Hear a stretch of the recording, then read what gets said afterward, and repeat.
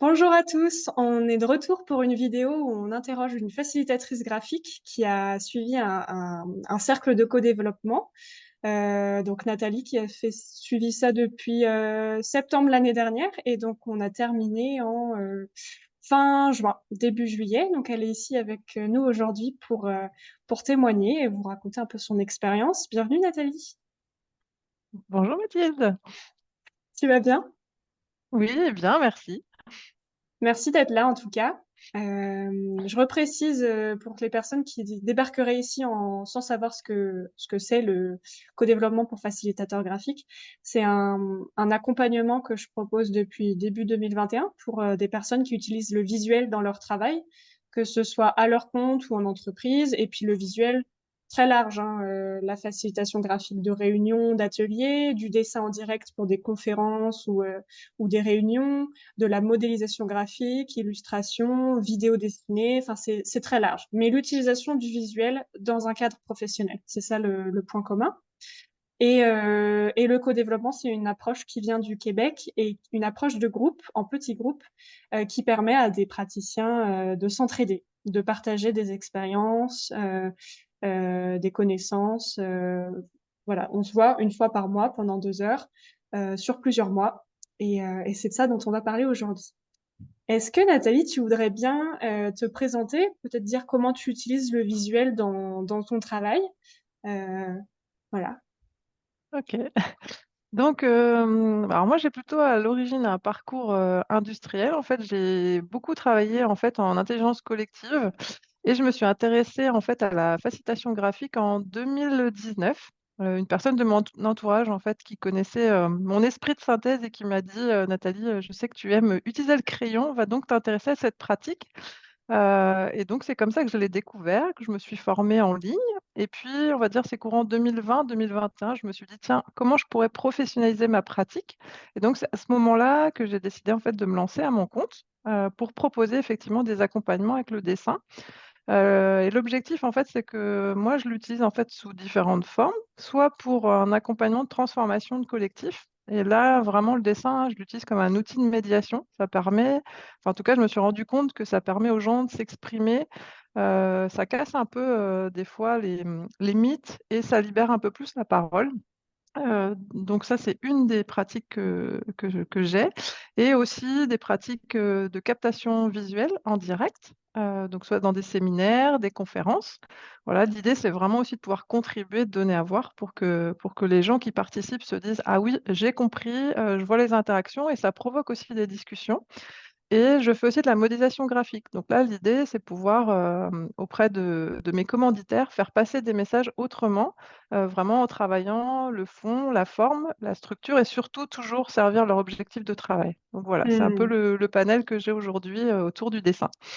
excellent. Et alors, est-ce que tes clients sont dans un domaine particulier ou c'est très divers?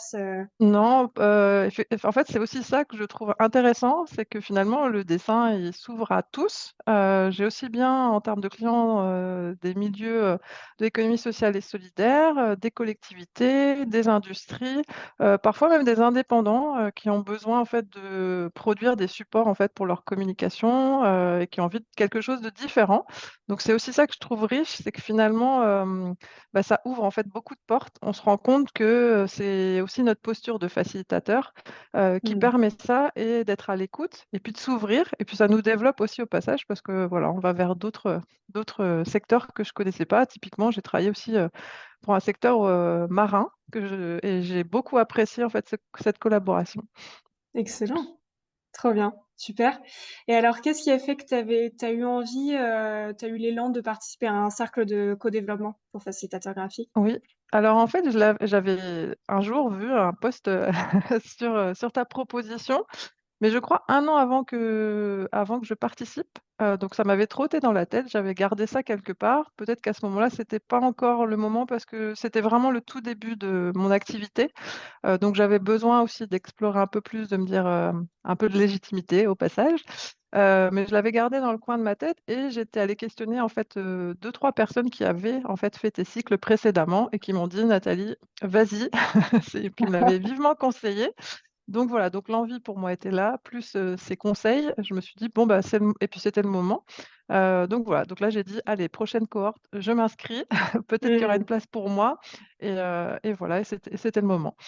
OK, super et quelle est-ce que tu es venu avec une intention particulière? Enfin, quelle était ton envie de départ, ou ton intention d'évolution avec ce cycle, s'il y en avait une? L'idée, oui, effectivement, parce que comme j'étais en fait, effectivement, je suis récemment installée, dans cette activité-là, le fait de se dire, alors comme ce que tu proposes, c'est effectivement aussi un codev, orienté facilitateur graphique, donc être avec des pairs, toi-même aussi qui es facilitatrice graphique, même si tu prends une autre posture aussi, pendant ce codev. C'était voilà, de me dire: «Je vais avoir des gens autour de moi qui ont aussi, une connaissance de ce métier, avec, d'autres couleurs, peut-être d'autres valeurs». Donc je trouvais ça intéressant et de me dire: «Bah, qu'est-ce que moi j'attends?» Enfin, c'est quoi mon intention? En fait, c'est de grandir, de me dire: «Bon, bah, là», parce qu'on a aussi des fois ce syndrome de «je commence, est-ce que je suis bien à ma place?» De renforcer ça et de me dire: «Je le travaille» et surtout aussi mon intention, c'était de pouvoir contribuer à ma petite échelle en me disant: «Bah, malgré tout, avec mon expérience, avec ce que j'ai fait, bah, je souhaite aussi pouvoir donner aux autres». Donc c'était ça mon Mmh. intention de départ et puis de me dire: «Je pense que forcément dans un cycle comme ça de quasiment 7-8 mois, il y aura une évolution». Oui et c'est vrai que c'est très juste ce que tu dis parce que parfois ce que j'entends c'est: «Ah mais je suis pas sûre que je vais avoir des choses à apporter aux autres». Heu, Parce que comme tu dis: «Je me suis lancée il y a pas longtemps» ou donc quelle est ma légitimité à aider les autres, à apporter des retours d'expérience? Et en fait, ce que je dis souvent, c'est que même si tu as commencé ta pratique de la facilitation graphique assez récemment, on a toujours plein de choses à apporter parce que ne serait-ce que par une première carrière ou d'autres expériences de vie qui font que souvent c'est quand même très, très riche. Est-ce que tu veux témoigner sur ça, d'ailleurs? Sur, les apports, que l'on soit consultant ou Oui. client? Oui, parce que, alors déjà, en fait, moi, je trouve le codef déjà d'un point de vue, en fait, très riche, qu'on soit effectivement client ou consultant. Parce que finalement, quoi qu'il arrive, même si le sujet au départ, par exemple, si on est consultant, le sujet peut nous paraître lointain et quand on arrive à la fin sur la partie apprentissage, on se dit: «Mais en fait, j'ai beaucoup appris» et ça nous crée, en fait, des déclics aussi. Moi, je me suis rendu compte, il y avait eu un sujet comme ça, en fait, bon, il y en a un, en fait, je vais prendre 2 exemples. Un qui me parlait, parce que j'avais un peu le même questionnement autour de la posture, de finalement comment on se définit aujourd'hui, où moi aussi je me posais beaucoup de questions entre, un peu des fois des termes standardisés, puis finalement ce qu'on est vraiment. Et donc la personne qui avait souhaité parler de ça, je me dis: «Mais moi, en fait, ça bouillonne aussi à l'intérieur» et donc clairement, on a contribué, en fait, pour cette cliente et mais tous ces apports m'ont servi aussi moi aussi parce que je me suis rendu compte qu'après ce codev-là, j'ai aussi mis en place des choses pour moi-même et ça m'a beaucoup aidée. Et puis à l'inverse, un autre sujet qui était plus lointain, où en fait, comme il y a la partie ce que j'aime beaucoup, c'est la partie, consultation, idéation où là, en fait, on peut aller vers les idées folles. C'est aussi ça le codev et je trouve ça génial, parce qu'on peut proposer des choses, folles en se disant: «Finalement, je me mets pas de barrière». Et pourquoi pas? Et ce qui est Oui. intéressant, c'est de voir après effectivement, celui qui est client, ce qu'il en retient et c'est vraiment ça et ce que j'aime aussi dans la phase de consultation, c'est le client se tait. Donc quand on est client, comme moi quand je l'ai été, on peut pas en fait, se dire: «Ah oui, mais, ah ouais, mais non», voilà. Là, en fait, on reçoit en mode cadeau, et c'est ce que j'aime dans le codev. C'est vraiment ça, cette structure aussi qui est, je pense, bien rodée, et au final, on se dit: «Bah oui, parce qu'en fait, ça, j'y aurais pas pensé, mais c'est peut-être pas si bête». Donc voilà. Mmh. Oui, c'est vrai que là, j'ai pas reprécisé comment se passe une séance de codev, mais c'est un processus, comme tu dis, très structuré en 6 étapes. Il y a d'abord, le choix du client pour le jour, d'aujourd'hui. Donc on le fait toujours en séance, ce choix du client, parce que j'aime que, les personnes arrivent avec leurs préoccupations du moment, par rapport à on pourrait choisir aussi un sujet en avance en décidant: «Bon, la prochaine fois, ce sera toi la cliente et la fois d'après». Mais j'aime bien ce côté, bah, qu'est-ce qui me touche en ce moment? C'est quoi finalement mon Mmh. projet ou ma préoccupation du moment? Après, il y a une phase du coup d'exposé du sujet pour, la cliente ou le client, puis de clarification où les autres posent des questions pour mieux comprendre, de contrat. Le contrat, c'est important parce que comme ça on part pas dans tous les sens, on pose une demande claire pour le groupe pour cette séance. Après, il y a la consultation dont tu parles où là, c'est, plein d'idées et comme tu le dis, la cliente ne doit pas, doit simplement tout noter, accueillir sans jugement. Et c'est seulement après, dans la phase de plan d'action, que la personne va dire, OK, j'ai envie de repartir avec ça, ça et ça. Et à la fin, il y a une phase d'apprentissage où tout le monde prend de la hauteur cette fois pour partager les apprentissages, parce que comme tu le dis, que l'on soit client ou consultant, on repart toujours avec des choses concrètes pour sa pratique, quoi.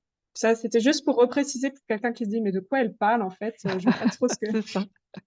Donc Et si effectivement, tu me permets, ouais, oui, vas-y. si tu me permets de rebondir sur ce que tu disais, à chaque fois, effectivement, le fait que chacune, on pose en fait un sujet. Et puis Mathilde, en fait, propose à chaque fois un petit suivi de se dire, tiens, à chaque fois, on a pensé un sujet. Parfois, il nous a poursuivis, entre guillemets, pendant 2, 3 séances. Puis finalement, le jour J, le fait qu'effectivement, en fonction de l'état dans lequel on est, d'une préoccupation, peut-être qu'on pose autre chose, de plus profond, et je trouve ça intéressant, de voir aussi l'évolution, qu'il y a des sujets finalement qu'on avait posés, qu'on va être capable de porter peut-être ou travailler tout seul et qu'au final, on a été creuser quelque chose d'autre qui va, nous remettre vraiment en question et que c'était peut-être ça qu'on était venu travailler dans le Codef sans s'en rendre compte. Parce que finalement, moi, je Mmh. sais que si je peux témoigner de mon expérience, je pensais jamais poser le sujet que j'ai posé et je me rends compte aujourd'hui combien, en fait, il m'a fait progresser et encore, voilà, demain, ce vers quoi je vais me projeter, c'est aussi grâce à ça. Donc voilà, parfois, on peut revenir avec une idée un peu préconçue en se disant: «Ah bah tiens, je m'inscris au Codef parce que c'est ce sujet-là que je vais travailler». Peut-être que ce sera celui-là et ça, c'est OK. Et puis finalement, ce sera peut-être un autre grâce aussi aux contributions des autres, des sujets des autres. On va se dire: «Ah oui, on peut aussi poser tel type de sujet». Donc c'est ça que en fait, moi, c'est ça que je trouve dans la force du Codev, c'est la force du groupe. Chacun apprend, chacun contribue et puis, bah, ça fait avancer nos lignes, mine de rien. Mmh. Oui, et le fait qu'il y ait cette dimension de temps, comme tu dis, ça crée des liens très forts dans le groupe avec la durée. Peut-être qu'au début, chacun est un peu: «Bon, je vais peut-être attendre avant de passer client», Tout à fait, c'est ça. peut-être ceux qui ont un petit peu plus, l'envie de tester ou qui connaissent déjà vont se lancer d'abord, et puis en fait, la confiance se crée, se construit au fur et à mesure. C'est ça qui est génial dans le processus, et puis après tu sais que tu peux t'appuyer sur Oui, les autres, sans peur quoi, c'est en ça. toute Mmh. confidentialité, en toute confiance. Donc ça, c'est vraiment un sentiment, enfin moi je trouve que c'est un super sentiment, mais toi, en tant que Mmh. participante, est-ce que tu sens que tu peux t'appuyer sur tes Oui, camarades de jeu? oui, en fait, il y a plusieurs choses. On peut déjà quand même le rappeler, s'appuyer sur toi parce que le fait, toi, tu tiens le côté cadre, avec, beaucoup de souplesse aussi. C'est-à-dire que tu fais respecter ce processus qui est important pour que ça puisse, bah, aboutir au résultat. Tout en respectant en fait, l'écosystème de chacun, chacune. Voilà, parfois aussi en fonction, tu l'as dit tout à l'heure, on vient chacun avec son état d'esprit le jour J et puis peut-être qu'on n'est pas comme on aurait souhaité ce jour-là pour X raisons et ça, c'est accueilli et c'est aussi accueilli par le groupe et en tout cas, nous, je sais que dans notre cycle, ce que j'ai vraiment apprécié, c'est que, chacun était enfin chacune parce on était seulement des filles. On a vraiment pu s'exprimer et puis parfois, s'il y avait quelque chose tout à coup qui se passait ou notre état du moment, peut-être était moins confortable, on pouvait l'exprimer, c'était accueilli par chacune de nous. Et je pense que c'est aussi toi, tu permets ça, en fait, tu crées ce cadre sécurisant, bienveillant, qui fait qu'on n'a pas peur de poser ça et aussi le temps, en fait, qui vient, enfin, amener cette confiance entre nous. Parce que c'est sûr que la première fois, on ne se connaît pas, on tâtonne, voilà, chacune avec avec nos expériences et puis moi, je me suis vraiment rendu compte qu'au fur et à mesure de ces 8 mois, voilà, il y a eu vraiment un cocon qu'on a construit et c'était chouette et du coup, oui, ce processus, voilà, toi, tu es garante de ça, tu le facilites et c'est quand même ça qui est la clé d'abord et ensuite, bah, voilà, la composition du groupe fait qu'au fur et à mesure, chacune on trouve sa place, chacune on apporte bah, ce qu'on doit apporter et voilà, en toute sincérité et donc Mathilde, j'en profite pour te dire merci pour, voilà, pour ce que tu apportes aussi, au groupe. Avec grand plaisir. Et alors, justement, parlant du groupe, la particularité de ce cercle, c'est que c'est à distance. Donc, Oui, toi, tu nous as pas dit où tu étais située d'ailleurs, si tu veux dire. ouais, et bien, donc moi, je suis en France et je suis à proximité du Mans. Ok. Et donc, dans ton groupe, la particularité, c'est on avait des gens partout. Donc, Oui, c'est c'était ça, intéressant. on c'est ça, on en était, finalement alors attends que je dise pas de bêtises, nous étions 2 en France, toi à Copenhague et puis sinon le reste au Québec. Voilà. Donc, en fait, ce que je trouve, ce qui pouvait être en termes techniques parfois, enfin en tout cas une dimension à prendre en compte, c'est cette partie de décalage horaire pour qu'on puisse trouver en fait des moments qui restent acceptables pour tout le monde. Donc voilà, donc ça c'est une petite gymnastique d'abord pour, pour toi Mathilde et puis pour nous. Mais après, avec aussi, je trouve cet apport de cultures différentes ou même les environnements de travail. Donc c'est toujours intéressant, parce que je pense qu'aussi, oui, au Québec, ils ont des façons de travailler, différentes, peut-être un peu plus punchy où ça ose plus que peut-être nous en France. Donc c'est hyper intéressant aussi de se dire: «Ah tiens, ça me donne peut-être des idées» ou, «Pourquoi pas en Mmh. fait ici on pourrait le faire aussi». Donc chouette, enfin voilà, moi j'aime beaucoup cette diversité en fait de couleurs, de valeurs. C'est quoi qu'il arrive, c'est super enrichissant, et ça nous fait grandir au passage. Oui, ouais, ouais, complètement d'accord. Et OK, on peut aussi, aborder le le avant-après ou la transformation. Tu expliquais tout à l'heure donc avec Mmh, quelle, envie ou ambition tu es arrivée dans le groupe et aujourd'hui donc là, ça fait 1 mois et demi qu'on a terminé. On oui, a fait une dernière séance qui est une séance un peu particulière. C'est pas un codev, c'est une séance de clôture mmh, où on fait une déclusion, en bonne et due forme parce que c'est important quand on a passé autant de temps et des moments très forts, hein, ensemble, on se quitte pas comme ça, bon allez ciao, on prend le temps de se dire au revoir et de faire le bilan des apprentissages. Mais ça c'était il y a 1 mois et demi déjà. Donc mmh, est-ce que tu veux dire un mot peut-être sur le généralement la transformation ou ce que ça a changé chez toi mmh, ou dans ta façon de voir ton métier ou et pas oui, forcément grâce au codev, hein, juste parce oui, que le oui, temps fait aussi qu'on évolue. c'est ça. Oui, parce que comme tu le dis, en fait, entre le début du codev, la fin et puis maintenant, bah, il s'est passé, je pense, à peu près 9 mois. Donc c'est aussi de voir notre propre évolution. Comme tu dis, il y a d'une le codev et puis tout ce qui se passe, en fait, pour nous dans notre vie et moi, je vois en fait, une véritable transformation parce que je venais peut-être plutôt, avec des intentions, plus concrètes, en fait, sur le métier et peut-être sur des choses très, j'allais dire pragmatiques parce que, dans les sujets qui peuvent être posés, il y a des choses comme on peut parler de l'offre, de tiens, comment, on fait une fresque de 1 mètre sur 2 mètres et cetera. Donc ça, j'appelle ça plutôt plus concret, plus technique Mmh. et puis après, il y a le côté plutôt moi, en fait, par rapport au métier, qui je suis, ce que j'ai envie d'apporter et du coup, moi, c'est plutôt ça, la transformation que je ressens, et dont j'avais besoin puisque aussi le fait de passer, puisque je le disais en introduction, moi j'ai un parcours, industriel et salarié, pendant quasiment 15-20 ans et maintenant aujourd'hui je suis indépendante donc il y a aussi toute cette transformation, à digérer, à porter et plus le métier, voilà autour de l'utilisation du dessin, professionnel.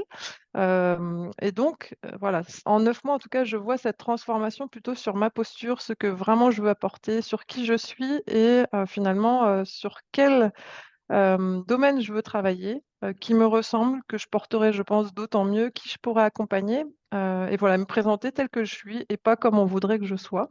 Et donc Mmh. c'est vraiment cette transformation que je sens et j'en suis ravie, en fait, parce que, bah, voilà, donc 9 mois comme peut-être une gestation. Mais ça reste long et il faut être patient et du coup accueillir et le codev aussi m'a permis ça.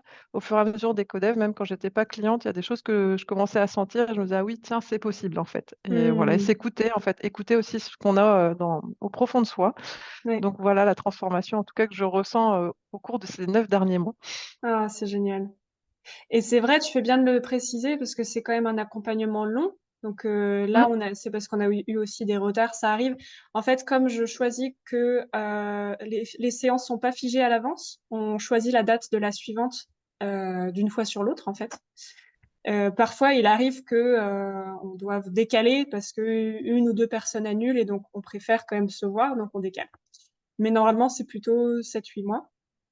Et mais c'est quand même un accompagnement long, donc c'est quelque mmh, chose à savoir, c'est-à-dire que oui. si on a envie voilà, d'être suivi, d'être épaulé, une forme de compagnonnage en fait, sur l'année professionnelle en fait, c'est important de dire. C'est pas un accompagnement court. Oui, Le oui, c'est ça et que ça demande cet investissement aussi. Je trouve que c'est bien que tu le soulignes parce que, on peut aussi, s'engager dans le codev en se disant, bah, au moment en fait où on y est, bon bah ok, on a cette envie, pardon.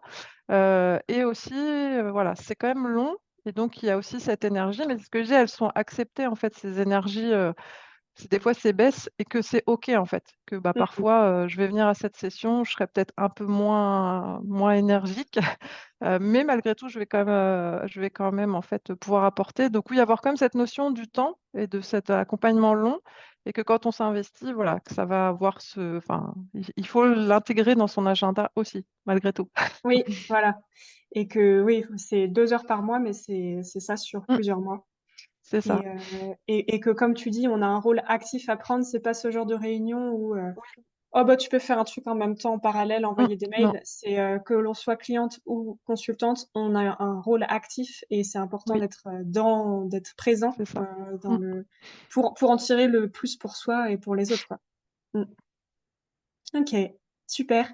Est-ce qu'on va bientôt terminer? Est-ce que tu aurais quelque chose que tu souhaiterais conseiller à, quelqu'un qui se demande ce que c'est? Parce que j'ai bien conscience que ça peut être flou de l'extérieur quand on n'a pas encore Mmh. vécu, Oui. cette approche du co-développement. Est-ce que tu Alors déjà, peut-être repréciser que ton codev, il s'ouvre aux praticiens de la facilitation visuelle. Donc, il y a aussi ça, en fait, ce côté, en fait, le groupe, il va être constitué de pairs, et que si on cherche, quelque chose où ça va être plus quand j'allais dire plus éclaté, en tout cas avec des périmètres, différents, bah, c'est peut-être pas ici qu'il faudra venir. Donc ça, c'est la première chose. Par contre, moi, je le conseille sur la partie, en tout cas, l'outil, la bienveillance que tu apportes et puis effectivement, entre pairs, on s'apporte. Et l'outil voilà, aussi le fait que toi, Mathilde, tu as vraiment cette posture de facilitatrice et tu me rediras, combien de cohortes, enfin de cycles tu es, mais je pense que voilà, tu commences à faire tes preuves aussi dans ce domaine-là. Donc si on est, je dirais, si aussi on se questionne, parce que moi j'avais ce questionnement-là, comme je te l'ai dit, j'avais vu ce cycle passer, j'étais peut-être pas tout à fait prête, mais c'est le fait d'en discuter avec d'autres qui avaient vécu aussi, l'expérience de l'intérieur, qui m'a permis de me dire: «Tiens, bah, quand la prochaine viendra», parce qu'il se passe aussi quelque temps entre le moment où il y a, comment dire? Tu auras fait des cohortes et les prochaines, de se dire: «Bah, peut-être que le cycle prochain n'est pas encore pour moi, c'est peut-être plus tard» ou à l'inverse: «Tiens, je suis entre 2 mais le fait de pouvoir, alors peut-être voir des témoignages ou aussi venir nous questionner nous, hein, parce que moi je reste aussi, disponible si quelqu'un a envie, de discuter directement avec moi pour partager, l'expérience, ce sera avec plaisir. Mais voilà, déjà je pense oui, être donc dans la pratique de professionnelle de la facilitation, graphique.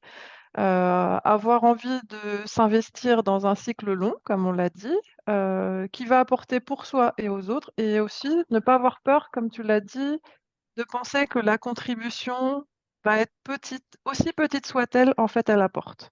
C'est mmh. voilà, si je pouvais, ne pas avoir peur, voilà, de s'engager, dans une aventure, avec toi et d'autres qui ne sont pas connus au moment où on s'engage, mais mais Oui, c'est certainement une belle aventure. ouais et ça devient des amis professionnels, Oui, tout à sur fait, la c'est durée. ça. Mmh. Mmh. Super. Bah, merci d'avoir partagé ça et donc oui, si vous avez des questions, n'hésitez pas à, bah, de toute façon, m'appeler moi ou Nathalie qui pourra vous donner, un petit aperçu de l'intérieur.